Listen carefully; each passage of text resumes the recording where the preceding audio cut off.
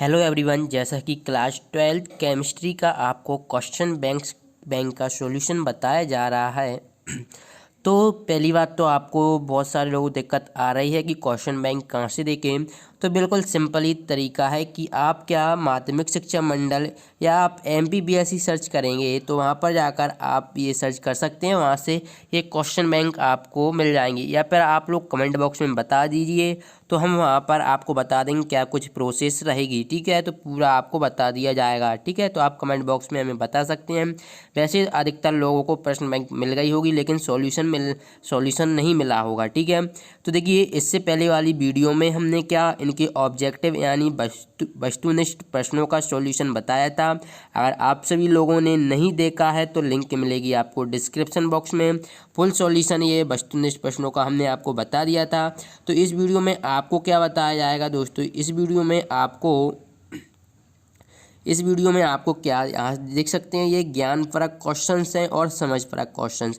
तो इनका full solution बताया जाएगा इस वीडियो में सॉल्यूशन। ठीक है, तो वीडियो में लास्ट तक ज़रूर बने रहें, और अभी तक चैनल को सब्सक्राइब नहीं किया है तो चैनल को सब्सक्राइब कर लें और बेल आइकन का बटन भी प्रेस कर लें ऐसे ही और न्यू वीडियो पाने के लिए। ठीक है, तो चलिए वीडियो को स्टार्ट करते हैं। पहले हम ज्ञान परक पर जब हम देखिए ये आपके वस्तुनिष्ठ प्रश्न को हमने बता दिया है। जब हम डाउटनेट बच्चों अब किसी भी सवाल में अटक गए हो या फिर सॉल्व नहीं हो पा रहा है, बस उसकी फ़ोटो लेना, उसे क्रॉप करना और 5 सेकंड के अंदर आपको क्वेश्चन का वीडियो सॉल्यूशन मिल जाएगा। फिर चाहे आपका क्वेश्चन होमवर्क का हो, CBSE बोर्ड का हो, बिहार बोर्ड का हो, महाराष्ट्र बोर्ड का हो या फिर किसी अदर स्टेट का हो, चाहे IIT, GMAINS, नीट, क्लास 6 से 12 सवाल, इन सभी सवालों का जवाब मिलेगा डाउटनेट ऐप पर। या फिर कोई भी सब्जेक्ट हो, फिजिक्स, केमिस्ट्री, मैथ, बायोलॉजी, इन सभी सवालों का जवाब मिलेगा डाउटनेट ऐप पर। साथ ही क्लास 9 से 12 के बच्चों के लिए चल रही है इंग्लिश और हिंदी में लाइव क्लास, यानी अब पूरी पढ़ाई होगी डाउटनेट ऐप पर। 3 करोड़ से ज़्यादा बच्चे डाउटनेट ऐप का यूज कर रहे हैं, तो अभी डाउनलोड कीजिए डाउटनेट ऐप को। हम क्या यहाँ पर ज्ञान परक पर टिक करते हैं तो क्या आता है, ये क्वेश्चंस आते हैं। देखिए पहला क्वेश्चन है कि ठोस कठोर क्यों होती है, इनका आयतन निश्चित क्यों होता है। ये मैं क्वेश्चन आपको बताऊंगा, मैंने अभी लिखे हुए हैं। पहले क्वेश्चन पढ़ लेते हैं। दूसरा है जालक बिंदु क्या होते हैं, शॉर्ट की त्रुटि क्या है आपको बताना है।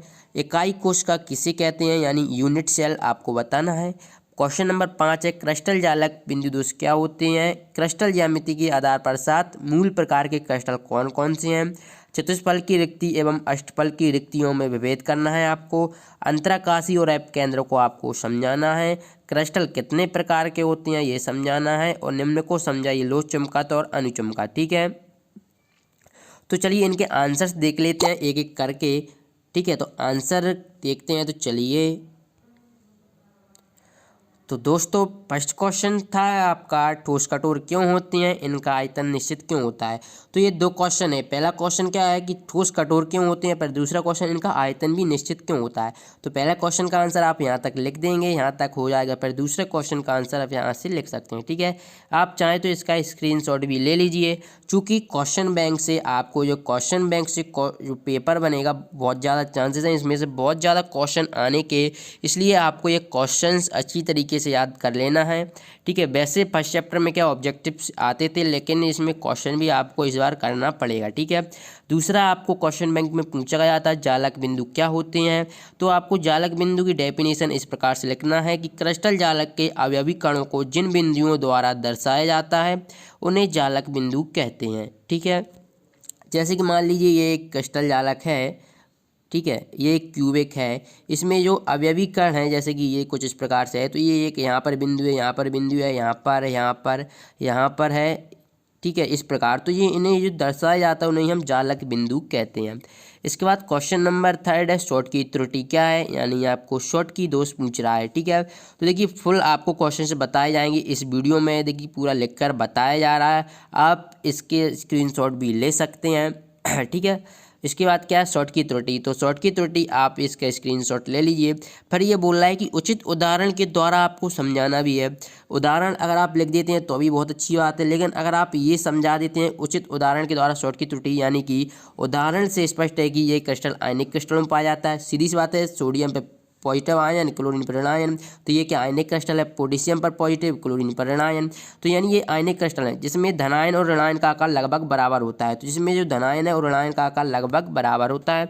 चलिए और आगे देख लेते हैं, बराबर होता है, ठीक है, तथा समन्वय संख्या उच्च होती है। इस दोष के कारण क्रिस्टल का घनत्व कम हो जाता है। ये दोष मुख्यतः क्षार धातुओं के हैलाइडों में पाया जाता है। इसके बाद क्वेश्चन नंबर 4 है, इकाई कोशिका किसे कहते हैं। आपको यूनिट सेल की डेफिनेशन लिखना है। तो किसी क्रिस्टल की वह सूक्ष्मतम इकाई जिसकी त्रिविम में पुनरावृत्ति करने पर संपूर्ण क्रिस्टल की ज्यामिति प्राप्त हो जाती है, इकाई सेल या यूनिट सेल कहलाती है। तो इस प्रकार से आपको इसकी डेफिनेशन लिख लेना है। क्वेश्चन नंबर 5 है, क्रिस्टल जालक बिंदु दोष क्या होते हैं। यानी कि आपको क्या यहाँ पर स्पष्टली पूछ रहा है कि बिंदु दोष क्या होते हैं, ये कितने प्रकार के होते हैं। तो बिंदु दोष किसी आयनिक क्रिस्टल में उपस्थित आयनों की नियमित व्यवस्था में विचलन होने पर उत्पन्न दोष को हम बिंदु दोष कहते हैं। ये 3 प्रकार के होते हैं बिंदु दोष। कौन कौन से, रस समीकरण मितीय दोष, अरस समीकरण मितीय दोष और अशुद्धि दोष, ठीक है। क्वेश्चन नंबर 6 देखिए, मैंने क्वेश्चंस आपको पहले ही बता दिए थे, आपने नोट डाउन कर लिए होंगे वहाँ से। इसके बाद क्या, क्रिस्टल ज्यामिति के आधार पर 7 मूल प्रकार के क्रिस्टल कौन कौन से हैं आपको बताना है।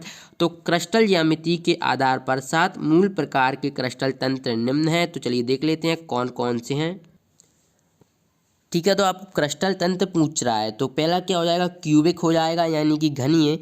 दूसरा हो जाएगा द्विसमलंबाक्ष यानी कि टेट्रागोनल। तीसरा है विषमलंबाक्ष यानी कि ऑर्थोरोम्बिक। और नेक्स्ट है त्रिसमन्ताक्ष यानी कि रोम्बोहेड्रल। और नेक्स्ट है षटकोणीय यानी कि हेक्सागोनल, ठीक है।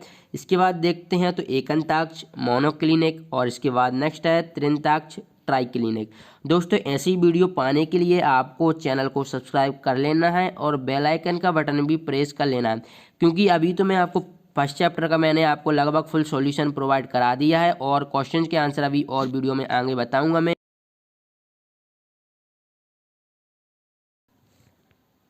ठीक है। तो चैनल को आपको सब्सक्राइब कर लेना है, क्योंकि ऐसी वीडियो तभी आपके पास पहुंच पाएंगी, क्योंकि आपको हम फुल सॉल्यूशन बता रहे हैं क्वेश्चन बैंक का। बिल्कुल आपको हैंड रिटन नोट्स भी प्रोवाइड करा रहे हैं। इसकी पीडीएफ भी मैं आपको बताऊंगा कैसे आप डाउनलोड करेंगे। तो चलिए क्वेश्चन नंबर 6 के बाद क्वेश्चन नंबर हम 7 देख लेते हैं। तो क्वेश्चन नंबर 7 आप देख सकते हैं। आपको क्वेश्चन 7 में क्या, चतुष्फलकी एवं अष्टफलकी रिक्तियों में अंतर लिखना है। तो चूंकि मैंने आप डिवाइडर करके यहाँ पर चतुष्फलकी हेडिंग डाल सकते हैं और अष्टफलकी यहाँ पर फिर इनके आप लिख सकते हैं। चूंकि मैंने यहाँ पर लिखा है तो इसलिए डिवाइडर नहीं बन पाया था, ठीक है। तो पहला पॉइंट देख लेते हैं, क्या है कि यदि किसी क्रिस्टल में प्रथम पद के 3 गोले के मध्य बनी त्रिकोणीय रिक्ति पर चौथा गोला रख दिया जाए तो इस 4 गोले के मध्य बनी रिक्ति को समचतुष्फलकी रिक्ति कहते हैं। फर्स्ट पॉइंट ये हो गया। फर्स्ट पॉइंट अब आप इसका लिख सकते हैं, इसमें इस प्रकार से लिखना है। पर सेकंड पॉइंट ये लिखेंगे और इसका सेकंड पॉइंट लिख देंगे आप। पर थर्ड पॉइंट यहाँ पर लिखेंगे और इसका आप थर्ड पॉइंट लिख सकते हैं, ठीक है। इसका आप स्क्रीनशॉट भी ले लीजिए, ठीक है। तो आपने स्क्रीनशॉट ले लिया होगा। चलिए इसके बाद क्वेश्चन नंबर 8 देख लेते हैं हम। आपको क्वेश्चन नंबर 8 में क्या, अंतराकाशी और एप केंद्र के बारे में बताना था। तो अंतराकाशी क्या होता है कि जब किसी क्रिस्टल जालक के परमाणु के मध्य उनके खाली स्थान में अन्य घटक के परमाणु प्रवेश कर जाते हैं तो उसे अंतराकाशी दोष या अंतराकाशी कहते हैं। इनके क्रिस्टल का घनत्व अधिक होता है। एप केंद्र देखेंगे तो जब किसी क्रिस्टल में कोई ऋणायन अपना जालक बिंदु छोड़कर क्रिस्टल से बाहर निकल जाता है तो क्रिस्टल को उदासीनता बनाए रखने के लिए इस जालक बिंदु में इलेक्ट्रॉन आ जाते हैं। इस प्रकार ऋणायन आयन रिक्ति में बने इलेक्ट्रॉन एप केंद्र कहलाते हैं। क्वेश्चन नंबर 9 में देखिए वही पूछा गया है कि आपको क्रिस्टल तंत्र बताना है। तो ये आपका जो क्वेश्चन नंबर 6 था वही आप लिख सकते हैं, जैसा कि आपने हेक्सागोनल, टेट्रागोनल और ऑर्थोरोम्बिक, रोम्बोहेड्रल और ये बताए थे आपने, वही लिखना है। दोबारा से इन्होंने रिपीट कर दिया है। तो क्वेश्चन नंबर 6 और क्वेश्चन नंबर 9 सेम है, तो आप खुद लिख लीजिएगा। क्वेश्चन नंबर 10 देख लेते हैं। तो क्वेश्चन नंबर 10 में आपको लोह चुंबकत्व और अनुचुंबकत्व के बारे में बताना था। तो चलिए देख लेते हैं। लोह चुंबकत्व यानी लोह चुंबकत्व क्या हो जाएंगे, ऐसे ठोस। तो यहाँ पर आपको ठोस कर लेना है। तो चलिए मैं अभी यहाँ पर सुधार लेता हूँ। तो चलिए यहाँ पर अब क्या हो जाएगा, ऐसे ठोस, ठीक है, जो वह चुंबकीय क्षेत्र द्वारा तीव्रता से आकर्षित किए जाते हैं, ठीक है, किए जाते हैं लोह चुंबकत्व कहलाते हैं। तो यहाँ पर आपका लेना है लोह चुंबकत्व, ठीक है। इसको भी आप जब PDF डाउनलोड करेंगे तो आपको सही मिल जाएगा, ठीक है, बिल्कुल परफेक्ट मिलेगा, ठीक है। थोड़ी बहुत गलतियाँ हो जाती हैं, वही हम यहाँ पर देख लेंगे, ठीक है। इसके बाद क्या है, इन्हें चुंबकीय क्षेत्र से हटाने पर भी इनका चुंबकत्व समाप्त नहीं होता। और आप एग्जाम्पल देखेंगे तो आयरन, कोबाल्ट, निकेल हो जाएगा, ठीक है। तो इस प्रकार से आपको ये कर लेना है। चलिए इसके बाद अनुचुंबकत्व ऐसे ठोस जो बाह्य चुंबकीय क्षेत्र की ओर आकर्षित होते हैं अनुचुंबकीय या अनुचुंबकत्व कहलाते हैं। ये गुण उन पदार्थों द्वारा प्रदर्शित किए जाते हैं जिनके परमाणु में मुक्त इलेक्ट्रॉन पाए जाते हैं, ठीक है। अब जैसा कि नेक्स्ट टॉपिक था आपका अभी ज्ञान परक क्वेश्चन चल रहे थे, अब समझ परक देख लेते हैं। तो पहला क्वेश्चन ही आपको दिया था कि जो साधारण नमक होता है वो रंगहीन की जगह कभी कभी पीला क्यों दिखाई देता है। तो इसका आंसर क्या हो जाएगा कि सोडियम क्लोराइड का पीला रंग उसके ऋणायनी स्थल पर उपस्थित अयुग्मित इलेक्ट्रॉनों के कारण होता है। इन स्थलों को ऐप केंद्र कहते हैं। ये इलेक्ट्रॉन उत्तेजित होने के लिए दृश्य प्रकाश से ऊर्जा का अवशोषण करते हैं जिससे क्रिस्टल पीला दिखाई देता है। दूसरा क्वेश्चन है आपको बताना है कि धातुओं का ताप बढ़ाने पर क्या प्रभाव पड़ता है तथा अर्धचालकों का ताप बढ़ाने पर भी क्या प्रभाव पड़ता है। तो आपको कुछ ज़्यादा वैसे ही बड़े क्वेश्चन पूछे नहीं जाते इस चैप्टर में से, लेकिन ब्लूप्रिंट चेंज हो गया है। फिर भी ये ओनली आपको क्या मेरे ख्याल से ऑब्जेक्टिव क्वेश्चन की दृष्टि से ही दिए गए हैं सभी, ठीक है। धातुओं का ताप बढ़ाने पर चालकता का मान कम हो जाता है तथा अर्धचालकों का ताप बढ़ाने पर चालकता का मान बढ़ जाता है। पर क्वेश्चन 3 है आपको साधारण घनी क्रिस्टल में परमाणुओं की संख्या बताना है, काय केंद्रित क्रिस्टल में परमाणुओं की संख्या बताना है और फलक केंद्रित क्रिस्टल में भी परमाणु की संख्या। तो SCC में 1 होती है, BCC में 2 होती है, FCC में 4 होती है। इसके बाद नेक्स्ट है क्वेश्चन नंबर 4। देखिए इसकी आप PDF डाउनलोड कर पाएंगे बहुत ही जल्द, काम चल रहा है वर्क, ठीक है। क्वेश्चन नंबर 7 का भी आंसर बहुत जल्द आपको मिल जाएगा और सभी क्वेश्चन के आंसर जैसे क्वेश्चन नंबर 8 का आंसर आप यहाँ से देख सकते हैं, क्वेश्चन नंबर 9, क्वेश्चन नंबर 10 सभी के आंसर यहाँ पर हैं। तो इसकी PDF आपको बहुत जल्द मिल जाएगी। तो PDF डाउनलोड करने के लिए आपको क्या करना है, गूगल पर SKT सर्च करिए। गूगल पर आप SKT सर्च करेंगे तो फर्स्ट पेज पर ही आपको उस पर क्लिक कर लीजिएगा तो आपको फुल डिटेल में वहाँ पर आपको बता दिया जाएगा, ठीक है। आप गूगल पर अगर SKT सर्च करते हैं तो हमारी वेबसाइट आ जाएगी, ठीक है। वेबसाइट आएगी तो आप उस पर क्लिक करेंगे तो इसमें जो पहली हमारी पोस्ट होगी उस पर आप क्लिक करेंगे तो वहाँ से आप इसकी PDF डाउनलोड कर पाएंगे, ठीक है। तो आई होप कि आपको ये वीडियो पसंद आई होगी। वीडियो पसंद आई हो तो वीडियो को लाइक करें, चैनल को सब्सक्राइब करें ऐसे ही वीडियो पाने के लिए, क्योंकि ये अभी फर्स्ट चैप्टर था सॉलिड स्टेट, इसका हमने आपको फुल सॉल्यूशन बता दिया है। अभी तक आपने वस्तुनिष्ठ प्रश्नों का सॉल्यूशन नहीं देखा है तो लिंक मिलेगी डिस्क्रिप्शन बॉक्स में। सॉल्यूशन बहुत जल्द आने वाला है, यानी कि सेकेंड चैप्टर जो कि आपका बिलियन है तो बहुत जल्द आने वाला है सॉल्यूशन, चैप्टर का सॉल्यूशन। चलिए मिलते हैं नेक्स्ट वीडियो में, धन्यवाद।